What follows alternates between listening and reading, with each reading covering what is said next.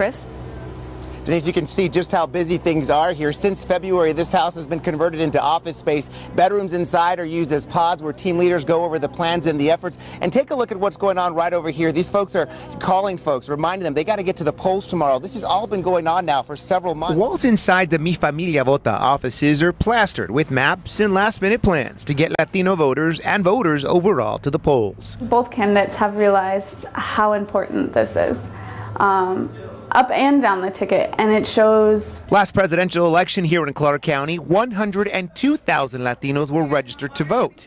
This year, more than 120,000. I think Latinos are going to make our voice heard, and we're going to make a difference. And minorities as a whole, we're here and we need to be respected, and we're showing respect for ourselves by showing up and voting. And getting Latinos to the polls is what has the president of La Raza, Janet Murguia, in Las Vegas, the day before elections. We see Nevada as one of the key states that will determine the outcome of this election, and we see the Latino vote as crucial to that outcome. So for us, as goes Nevada, could be as goes the country. La Raza is nonpartisan and never endorses candidates. Murguia says Tuesday's election will be one of historic value when it comes to Latino voters. The margin of victory will be determined by the Hispanic voting bloc, and we're very certain that there will be a record number of Hispanics turning out. In the last 10 years, the Latino population has exploded. Here in Nevada, Hispanic population represented half the growth of the state's overall population. Latinos will determine who becomes president.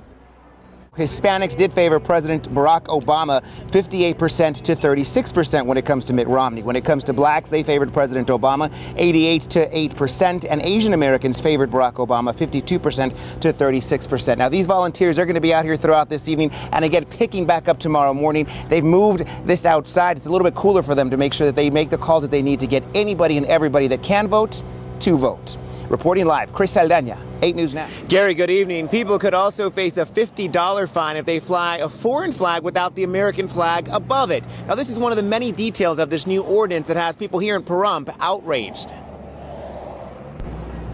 At just about every table today here at Romero's Mexican restaurant, the talk of the new ordinance overshadowed the food on the table.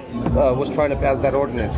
Gabriel Adame is a licensed contractor who moved to Pahrump from Mexico nearly 15 years ago. I never thought it was going to come to it, to this. Now all the official paperwork from the city of Pahrump must be in English only, a practice he already follows at work. I read the contract in Spanish and English to them, but they sign an English contract. So I don't know what these people are trying to do.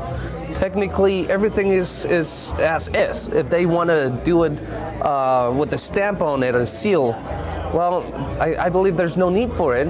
Adame feels this is the first step against minorities. Next, he says people will be cited for speaking in another language. Are we going to have a language cop around here?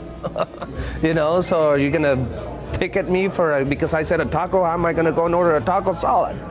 Nye County Assistant Sheriff Bill Weldon is now responsible for citing people who go against the ordinance. I think it's unconstitutional, and that really has to be determined. And I don't know how they're going to get somebody to go out and enforce a statute like that that's so convoluted and broad. And as far as he can tell, the people of Nye County won't see a big difference. I don't really think people need to be running in fear about anything. Whites, Hispanics, other nationalities. And while this ordinance has passed, the ACLU is threatening a lawsuit. And just like other ordinances across the United States that are taking shape to this one, that means it could be in the courts for years to come. Reporting live in Pahrump, Chris Saldana, Channel 8 Eyewitness News.